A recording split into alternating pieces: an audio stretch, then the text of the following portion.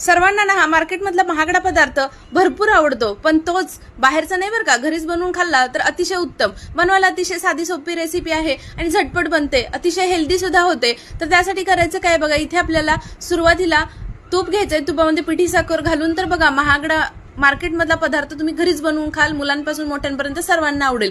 तर मुलांच्या तर जास्तच आवडीचं आहे. त्यासाठी सुरुवातीला आपल्याला इथे बघा अर्धा कप इतकं तूप घ्यायचं आहे. त्याच्यामध्ये पिठी साखर घालायची आहे. आता पिठी साखर आपण 1 कप इतकी घातली, वाटीचं प्रमाण सुद्धा तुम्ही इथे सेट करू शकता. त्याच्यानंतर या पद्धतीने विस्कर घ्यायचं. विस्करच्या मदतीने पहा अशा पद्धतीने आपल्याला सर्व एकत्र करून घ्यायचं आहे.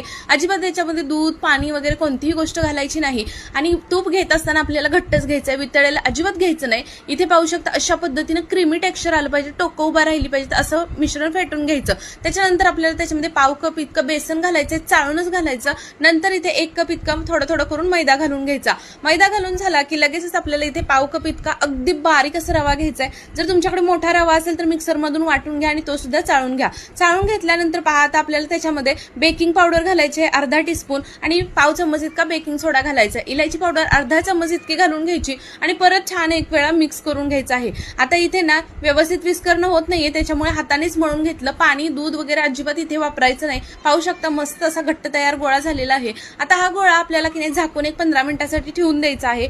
झाकून ठेवल्यानंतर पहा इथे लगेचच एक चाळणी घ्यायची आणि त्याच्यावरती ना प्लेन पेपर हातरून घ्यायचा, किंवा तुमच्याकडे जर बटर पेपर असेल तर तो सुद्धा घालू शकता. तूप लावून घ्यायचं आणि छान व्यवस्थित असा पसरून घ्यायचा.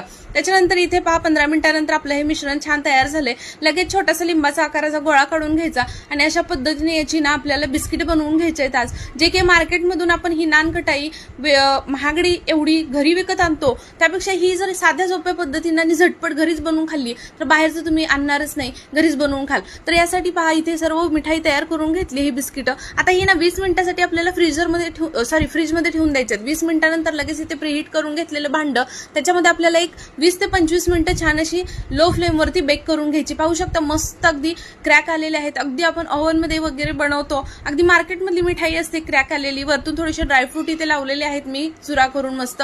तर अशा पद्धतीने इथे सर्व मिठाई तयार करून घेतली, किंवा नानकटाई म्हणू शकता. हे जर तुम्ही घरीच बनवून खाल्लं, मुलांना सुद्धा आवडतं, बनवायला सुद्धा जास्त क्वांटिटीमध्ये बनवू शकता. आणि बाहेरचं अनहेल्दी खाण्यापेक्षा घरी स्वच्छतेची काळजी करून बनवलं तर घरातले सुद्धा आवडीनं खातात, मुलं सुद्धा आवडीनं खातात. नक्की बनवून पहा. रेसिपी आवडली तर चॅनलला मात्र फॉलो करायला अजिबात